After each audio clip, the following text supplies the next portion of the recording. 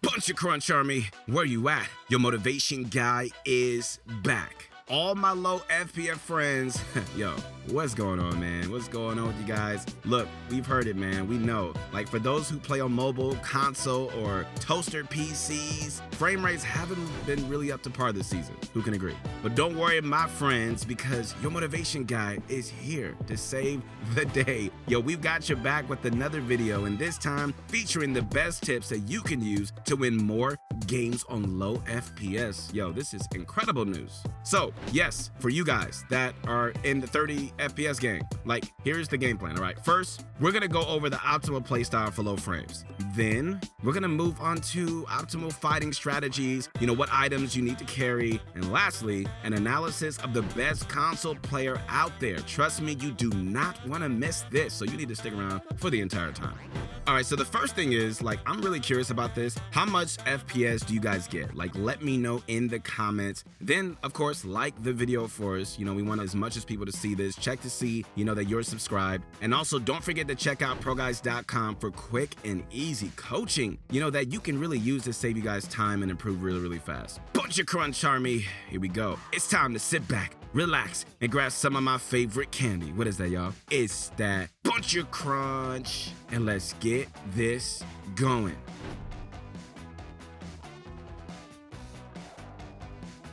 So in Fortnite, two different kinds of skill matter: your mechanics and your game sense. Game sense really isn't affected by low frame rates, but your mechanics definitely are. Crosshair movements feel sluggish, builds won't place half the time, and complex edits are just super inconsistent. Whew, it can be frustrating. So with that in mind, I know most of us, want to play like the pros, but their highly mechanical playstyles simply just won't work for us. So, you need to work on your game sense and general playstyle. All right, for starters, your landing spot matters a ton, dude. Highly populated drops are not only tough to survive, but will increase your choppiness to the lowest depths of unplayability. That's right, no more Stark Industries. I know it's hard, but optimal landing spots for low FPS are ones that are relatively uncontested and don't have a lot of buildings. So, think of around the edges of the map, right? So to find a great landing spot, you can use the website Fortnite.gg. Turn on chest spawns and whatever else you care about the most, and just plan on a loot route. And you have two choices, really. First, a small but somewhat loot-dense landing spot where you'll maybe be fighting one person off spawn, think Sentinel Graveyard or Fancy View. If you don't like that, then you should go with a very low-key landing spot with barely any chests but more loot nearby on your route. From what we've seen, all right, the second option seems to work better when it comes to avoiding high FPS sweat lords off spawn, but really, it's your choice. With both kinds of landing spots can really work. All right, so moving on, if you're simply trying to maximize wins and get as many arena points as possible, avoiding players on your rotation can really help. Ideally, the quicker that you can get in the safe zone, the sooner you can establish a powerful or concealed position. And that's why low player drop spots near either the center of the map, vehicle spawns, or rift locations are useful for getting into early zones. I know. Hanging out in the bush is boring, guys. Let's stop doing that, please. Well, fighting players is fun, right? But to be successful, you need to know how to find good openings. And when I say openings, man, I'm talking about being the first one to deal damage, man. The more opening damage you can dish out at the start, the more likely you are to walk away as the winner. And while spotting your opponent first is typically down to luck, there are some things that you can do to have better openings. All right, here are a few. You guys ready? Here we go. First, rotate through natural high ground. That means buildings, man, mountains, or whatever. Not only does being up high let you spot more players, if enemies do approach, you'll have the high ground advantage over them, and they'll be less likely to win the fight. Next up, man, for bigger openings, it's to utilize natural cover. Really, we've seen it all, and enemies really don't expect it because of how unusual it still is for players just to camp these.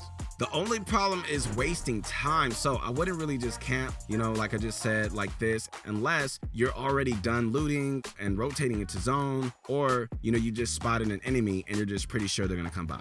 But the third tip to find better openings is to carry a sniper. This is sort of optional, and let me explain why. Snipers don't really require the snappiest movement to aim. all things considered, they're pretty optimal killing machines for those on lower frame rates, though the downside is that shooting off snipers will attract attention. Everyone around you is going to hear the shot, so it's kind of a risk-reward situation. Still, with how powerful and non-FPS dependent they are, we definitely say that they're worth carrying and definitely worth using.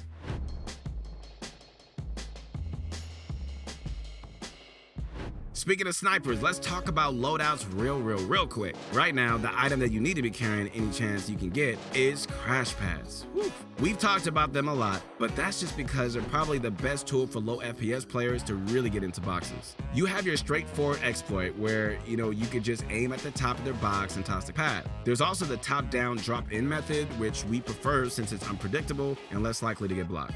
There's also the variation where you take your opponent's wall after, which is safer but requires a bit more mechanical skill to really pull off. All right, next up, we need to talk about the charge versus pump debate. Here we go. Carrying the charge is sort of a double-edged sword. We've said this before, but I want to say it again. It can really help you intimidate opponents in box fights, but at the same time, each missed shot, it's much less forgiving. And that's something that we don't want on low frames, right? So just like all the pros, you should generally run a pump and just try to get it at least, purple rarity using upgrade benches. In summary, your typical loadout should be a regular AR, a pump shotgun, a sniper for tags and potential picks, crash pads, and whatever shields that you can obviously find the most of. But if you're not really feeling too aggressive, you can remove the sniper for another healing item and replace the crash pads with shockwaves.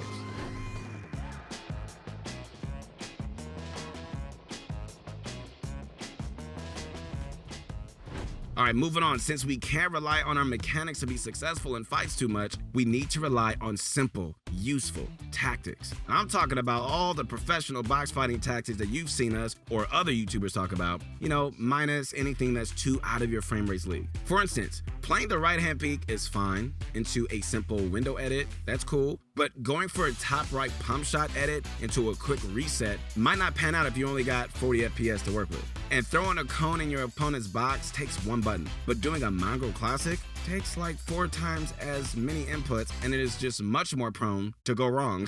And while it's not impossible to perform complex moves on low FPS, all right, it's still better to use techniques and overall play style that minimizes mechanical input. So to look at what this might mean, don't go anywhere because we're going to be analyzing one of the top console players in North America, multiple platform cup winner, Devour TK. Though, if you do want your own games analyzed, make sure to check out our quick and easy pro video review to help fix your biggest mistakes today. Link is down below.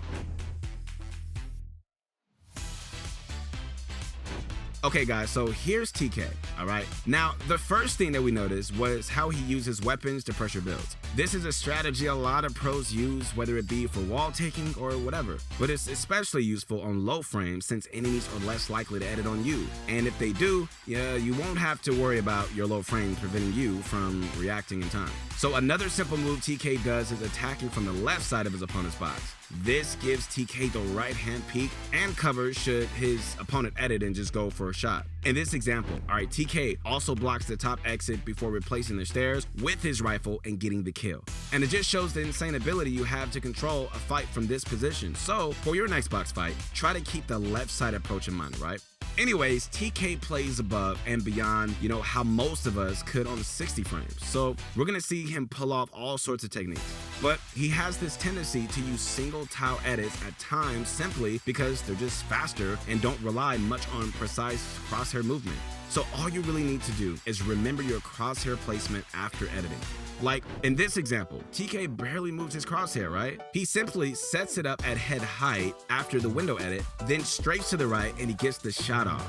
Are we saying that you should only use window edits? No, because it won't always be optimal, right? But for situations where you take a wall and you want fast access to your opponent, the window edit works wonders, guys, trust me. Moving past fight tactics, all right, what about TK's performance in the end game when frames are at their lowest? One thing that we notice is how he prioritizes rotations and getting ahead of the storm. In this case, it's the 5th zone, and TK chooses not to rotate until the last second. Instead, he's gonna look for kills first, then get out with the shockwave bouncer combo. This combo takes you the full distance of the first moving zone and can really be useful for establishing an early position to look for kills. And for the second moving zone, TK pretty much does the same thing. Like he uses bouncers to establish an up-front position, then controls height and he looks for rifle kills. Having high ground is vital for a few reasons, guys. One, it's the best position to find kills in. Second, it reduces the number of close-range encounters you're gonna get into. And third, tarping is always easier than tunneling on low frames. So the only hard part is taking it. That's when I suggest waiting until at least the 7th zone and using some sort of mobility to take height if someone else already holds it. Alright guys, so just before we wrap it up, this video only went over a fraction of the things that you can do to really play better at a low frame rate. It's really up to you to learn as much as you can about Fortnite game sense, man, and decision making such as early game rotations, box fighting, taking height, dead side positioning, ramp phases, crosshair placement, and so on. You've literally got to use whatever is in your arsenal that won't rely on FPS. Cause with low frames, mechanics, just not your strong point, man. That's just the truth. It's your brain, and it's your game knowledge. And the more that you can learn, I'm telling you guys, the better you're gonna play. All right, guys, once again, this is your motivation guy. That's right, your friend, the one and only Keith Allen. Make sure to connect with me on my Insta at Your Motivation Guy. If you guys found these tips useful, I'd appreciate you guys dropping a like and maybe subbing to the channel, you know what I mean? Because we want you to join the Bunch of Crunch Army, man. It is going down. And we're on our way to getting 1 million subscribers. And make sure to check out our recent FPS optimization guide if you want to improve your frames as well as your gameplay. Bunch of Crunch Army, where you at? Keep eating that bunch of crunch and let's get this going.